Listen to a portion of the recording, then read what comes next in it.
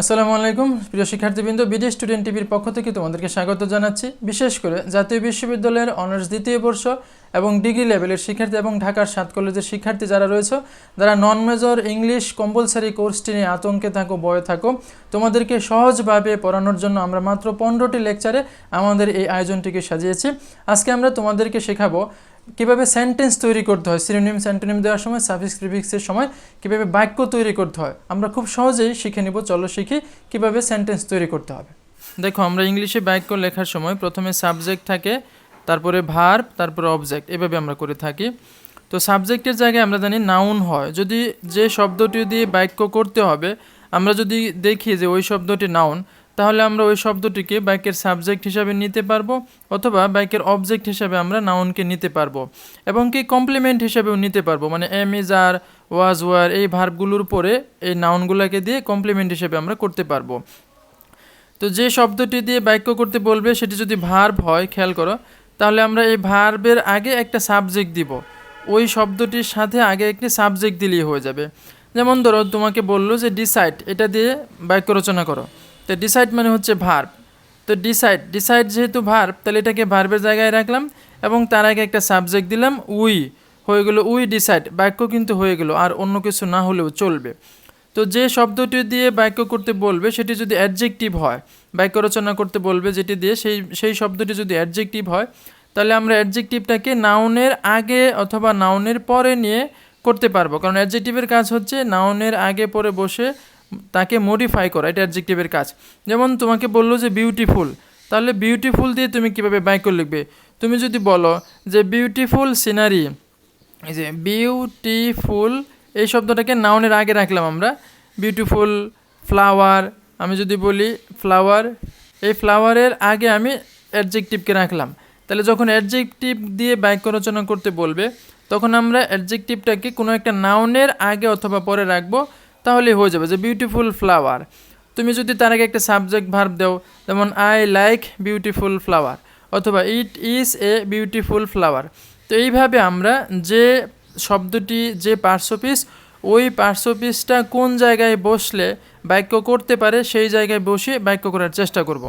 তো আমরা যদি দেখি যে অ্যাডভার্বকে দিয়ে বাক্য রচনা করতে বলে, অ্যাডভার্বকে দিয়ে, তো আমরা জানি অ্যাডভার্বকে আমরা ভার্বের পরে দিয়ে বাক্য করতে পারবো।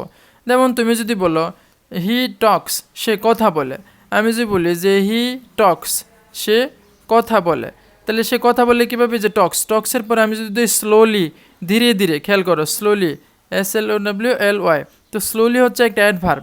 তো স্লোলি দিয়ে যখন বাক্য রচনা করতে বলবে, আমরা একটা ভার্বের পরে এই স্লোলিকে নিয়ে আসবো, তাহলেই বাক্যটা হয়ে যাবে।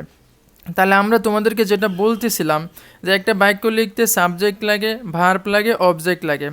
যদি যে শব্দটা দিয়ে বাক্য করব ওই শব্দটা যদি নাউন হয়, তাহলে এটাকে সাবজেক্টের জায়গায় রাখতে পারবো, অথবা অবজেক্টের জায়গায় রাখতে পারবো, অথবা কমপ্লিমেন্ট মানে এম ইজ আর, এই ভার্বগুলোর পরে, am is are, was were, এই ভার্বগুলোর পরেও রাখতে পারবো। যদি ওই শব্দটা ভার্ব হয়, তাহলে তার আগে শুধু একটা সাবজেক্ট দিব, তাহলে বাক্য হয়ে যাবে।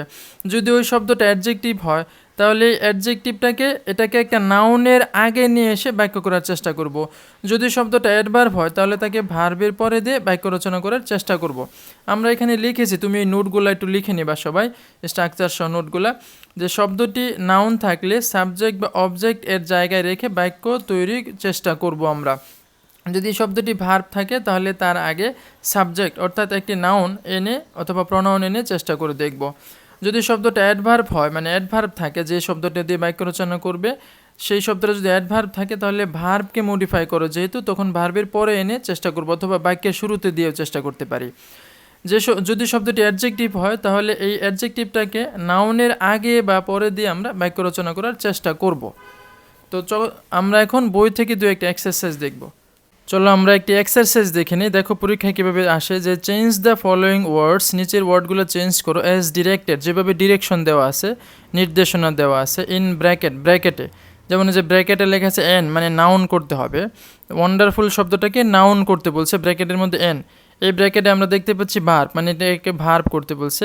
এখানে দেখতে পাচ্ছি অ্যাডভার্ব, মানে এটাকে অ্যাডভার্ব করতে বলছে। এখানে আমরা দেখতে পাচ্ছি অ্যাডজেক্টিভ, মানে এটাকে অ্যাডজেক্টিভ করতে বলছে। তাহলে আমরা এই চারটা দিয়ে বাক্য তৈরি শিখব।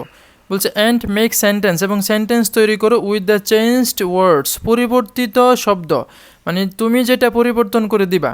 তো আমরা এই 4টা দিয়ে দেখবো। যেমন প্রথম ছিল ওয়ান্ডারফুল, এটাকে নাউন করতে বলছে।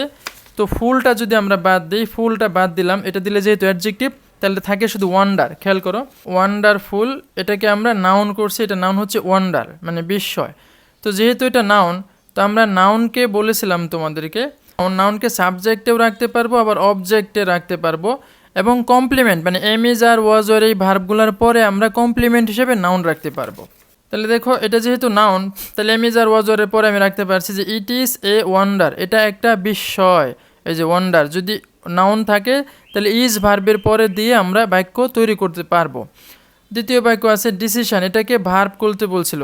তো ডিসিশন SION যদি বাদ দিই তাহলে এটা হয় ডিসাইড, মূল ভার্ব হচ্ছে ডিসাইড। তো আমরা জানি ভার্ব দিয়ে বাক্য রচনা করা খুবই সোজা, খালি ভার্বের আগে তুমি একটা সাবজেক্ট দিয়ে দিবে। এই সাবজেক্টে নাউন আসতে পারে, প্রোনাউন আসতে পারে। যেমন ধরো ভার্ব হচ্ছে ডিসাইড, তো ডিসাইড ভার্ব, তার আগে একটা শুধু সাবজেক্ট দিয়ে দিলাম উই, হয়ে গেলো উই ডিসাইড। এটা কিন্তু সুন্দর একটি সেন্টেন্স হয়ে গেছে।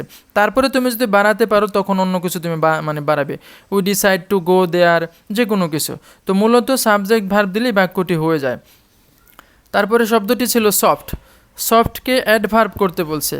তো আমরা জানি সফটের অ্যাডভার্ব হচ্ছে সফটলি, খেয়াল করো সফটলি LY। তো অ্যাডভার্ব যদি থাকে, আমরা তোমাদেরকে শিখিয়েছিলাম যে অ্যাডভার্ব থাকলে ভার্বকে মডিফাই করে, মানে ভার্বের পরে বা আগে দিয়ে আমরা এটাকে মডিফাই করতে পারবো, বাক্যের শুরুতেও আনতে পারি। তো যেহেতু সফটলি অ্যাডভার্ব, তো এটা দিয়ে আমরা কীভাবে বাক্য করব, একটা ভার্ব দিয়ে ভার্বের পরে দিয়ে এটাকে মডিফাই করতে পারি। যেমন হি টক্স, সে কথা বলে, কীভাবে কথা বলে, সফটলি, খেয়াল করো বাক্য হয়ে গেছে। তাহলে আমরা যখন অ্যাডভার্ব দিয়ে বাক্য তৈরি করব, আমরা আগে একটা বাক্য লিখে নিব, অ্যাডভার্বটা যে ভার্বের সাথে মিলে এমন একটি ভার্ব দিব, তো ওই ভার্বের পরে আমরা অ্যাডভার্বটিকে রেখে বাক্য তৈরি করার চেষ্টা করব। তারপরে আমরা দেখব অ্যাডজেক্টিভ, রিয়েলি থেকে অ্যাডজেক্টিভ করতে বলে। তো রিয়েলির অ্যাডজেক্টিভ হচ্ছে রিয়েল, খেয়াল করো রিয়েল। তো আমরা বলেছিলাম যে অ্যাডজেক্টিভ দিয়ে বাক্য রচনা করতে হলে একটি নাউনের আগে একে দিয়ে নিব, কোনো একটা নাউনের আগে বা পরে অ্যাডজেক্টিভটাকে দিয়ে বাক্য তৈরি করব। তো আমি যদি রিয়েলটাকে নাউন ম্যান এইটার আগে দিই, তাহলে হলো রিয়েল ম্যান, প্রকৃত মানুষ। এখন এটা আমি এখানে নিয়ে আসলাম কমপ্লিমেন্টের জায়গায়। তো আমি বলতে পারি he is a real man, real decision, যে কোনো মানে অ্যাডজেক্টিভ থাকলে তারপরে আমরা একটা নাউন এনে বাক্য সাজিয়ে নেব।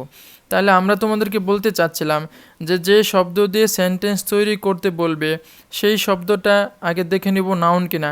যদি নাউন থাকে সাবজেক্টের জায়গায় দিয়ে দিব, অথবা অবজেক্ট অথবা কমপ্লিমেন্টের জায়গায়। আর যদি ভার্ব থাকে তাহলে খুবই সোজা, শুধু তার আগে একটা সাবজেক্ট দিয়ে দেবো। আর যদি অ্যাডভার্ব থাকে তাহলে একটা ভার্ব দিয়ে ভার্বের পরে অ্যাডভার্বকে এনে বাক্য করে ফেলবো আমরা। আর যদি অ্যাডজেক্টিভ থাকে তাহলে ওই ওয়ার্ডটাকে একটা নাউনের আগে বা পরে দিয়ে মিলে বাক্য করে ফেলবো। তো এইভাবে তুমি লেখার প্র্যাকটিস করো। আশা করি কিছু প্র্যাকটিস করলে 20-30টা এক্সারসাইজ প্র্যাকটিস করলে তুমি এই বিষয়টা খুব ভালো করে শিখে ফেলবে। তুমি ভয় কাটিয়ে একটু বেশি দেখে দেখে এক্সারসাইজ করো, ইনশাল্লাহ তুমি শিখে ফেলবে।